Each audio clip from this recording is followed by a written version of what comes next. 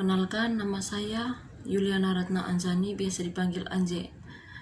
NIM 18030061. Saya mahasiswa semester 5 Sosiologi B. Di sini saya akan menjelaskan tentang tentang sejarah dan teori dari gerakan koperasi. Gerakan koperasi telah mengubah kehidupan jutaan banyak orang di seluruh dunia. Pembentukan koperasi di Midwestern Amerika Serikat menyelamatkan ribuan pertanian keluarga dari krisis perbankan tahun 1990-an. Koperasi baru di Chiapas, Meksiko menyelamatkan ekonomi dan budaya di ribuan keluarga Maya di tahun 1990-an. Koperasi besar di India dan Asia Tenggara dengan penekanan pada keuangan mikro telah memulai menyelamatkan kasta yang lebih rendah dari neokolonialisme dan kemiskinan yang parah.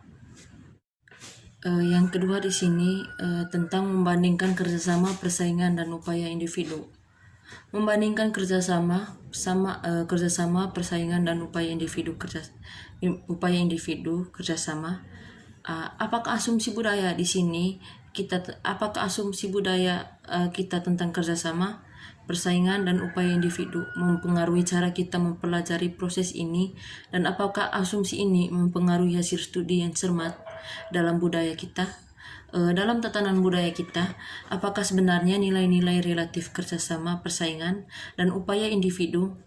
Dalam dunia kapitalis barat saat ini, para ekonomi klasik mendasarkan teori dan model pada asumsi bahwa persaingan selalu menjaga keseimbangan harga, kekuatan pasar bebas. Jika dibiarkan tidak terkendali oleh badan pengatur, pada akhirnya akan membawa keseimbangan dan ekuitas bagi semua pemain. Kata mereka, asumsi ini telah begitu merasuki keseluruhan budaya kita sehingga sulit untuk meyakinkan diri kita sendiri bahwa persaingan mungkin pada analisis terakhir sama sekali tidak baik untuk kita. Sebenarnya itu mungkin kejatuhan kita. Sementara yang ketiga di sini yaitu model ekonomi standar dan globalisasi. Model pasar bebas paling baik dikonseptualisasikan sebagai lelang terbuka besar di mana semua penawaran hadir memiliki informasi yang mereka butuhkan tentang produk yang dilelang dan menikmati peluang yang sama untuk menawar. Proses penawaran kompetitif menghasilkan harga yang seadil dan mungkin memastikan distribusi barang yang paling adil. Perekonomian pasar bebas negara adalah lelang terbuka dengan jumlah pembeli dan penjual yang cukup besar untuk memastikan likuiditas hampir setiap saat. Dua asumsi yang paling penting yang paling dipertahankan dalam modal konseptual ini. Yang pertama, terdapat informasi yang gratis, terbuka, lengkap, dan instan yang tersedia untuk semua pembeli dan penjual barang dan jasa. Yang kedua, ada kesepakatan yang sama bagi semua pembeli dan penjual untuk meyakinkan, menukar, dan menerima, menolak, atau memilih tawaran. Sementara yang keempat di sini adalah kerjasama dengan keuangan mikro di Asia Tenggara dan Oceania. Bintang perkembangan koperasi di Asia Tenggara tentunya adalah Grameen Bank of Bangladesh dengan model kelompok perempuan desa untuk meminjam, menabung, dan memperbaiki keluarga. 94 Gerakan Koperasi Bank Rakyat Indonesia atau Bank Rakyat Indonesia menyesuaikan model Grameen dengan Departemen Keuangan Mikro, dan pada akhir tahun 2004 telah menjangkau lebih dari 4 juta peminjam dan 10 juta penabung bank rakyat.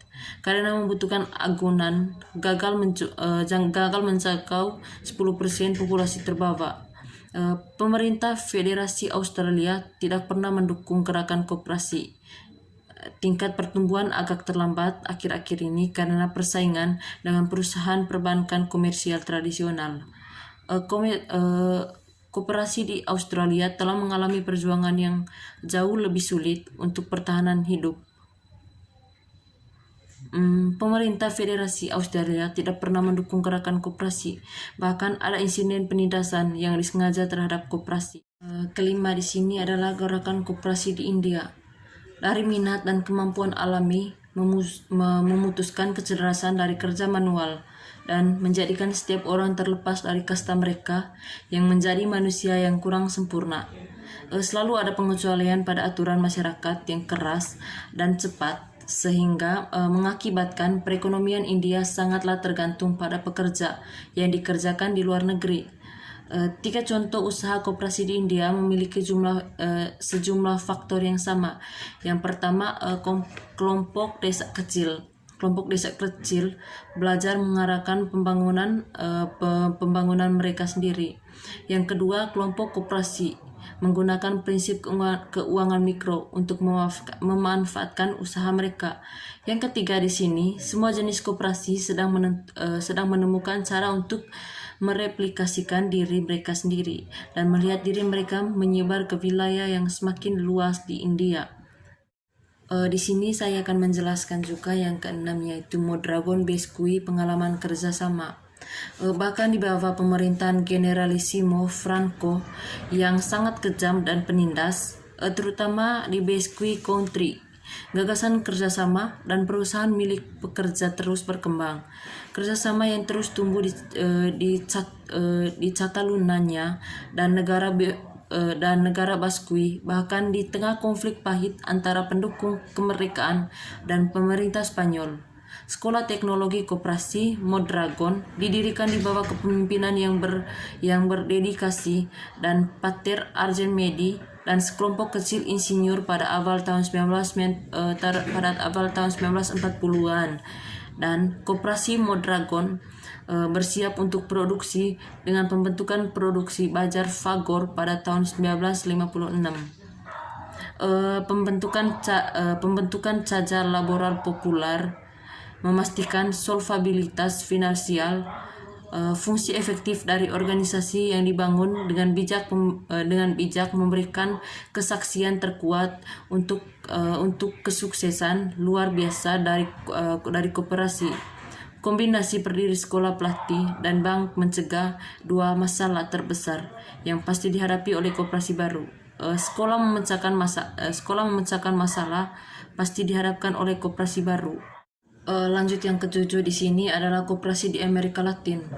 Kesenjangan antara si kaya dan si miskin lebih besar di Amerika Latin dibandingkan dimanapun di dunia. Praktik para ekonom dan pembuat kebijakan saat ini adalah mengukur kesehatan ekonomi di negara-negara di dunia dengan produk domestik bruto atau PDBM atau 136 gerakan koperasi. Lebih terpuruk lagi menilai kesejahteraan rakyat biasa dengan PDBM per kapita atau rata-rata. Praktik ini sepenuhnya menutupi kesadaran apapun tentang distribusi kekayaan yang sangat kaya dapat mengubah angka-angka ini secara drastis ke arah atas.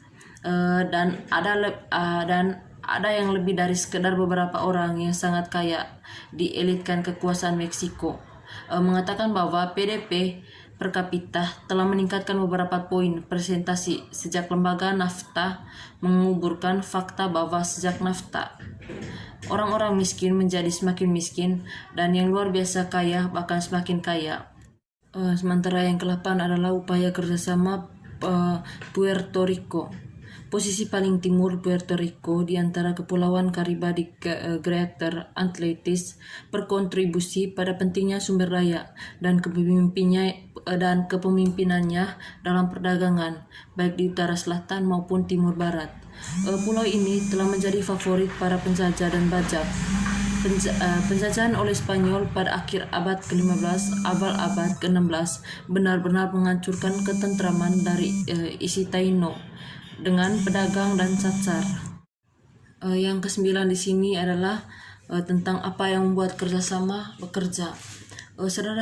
Sederhananya adalah sekelompok orang yang menginginkan berhasil. Dalam mengamati dan mewawancarai orang-orang seperti itu, ada beberapa faktor yang menjadi jelas secara universal.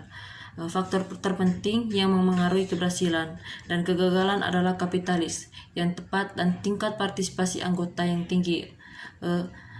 Cara mudah untuk mengakumulasi modal untuk berbagai koperasi produksi adalah melalui keuangan mikro atau bank koperasi. Tingkat partisipasi yang mendekati 100% hampir dijamin dengan cara ini. Koperasi relate bisa datang belakangan dan mungkin harus mulai dari yang kecil dan berkembang jika arus kas kemungkinan didukung oleh komunitas tertentu saja yang sangat penting. Lanjut di sini adalah yang terakhir. Ini yang terakhir adalah globalisasi dari bawah. Yang dijelaskan di sini adalah apa yang dipelajari dari semua pembahasan di atas adalah bahwa modal sosial lebih penting dibandingkan dengan modal materi. Solusinya adalah dengan cara melibatkan prinsip sederhana bahwa ikatan dan norma sosial adalah hal yang terpenting bagi semua orang dan komunitas. Lebih lanjut, sekarang diketahui bahwa ikatan sosial koperasi dapat menurunkan biaya hampir semua kegiatan ekonomi. Globalisasi yang didasarkan pada bentuk kompetitif kapitalisme hanya memupuk hubungan neokolonial dengan negara berkembang yang ditandai dengan konflik kekerasan dan perilaku reaksional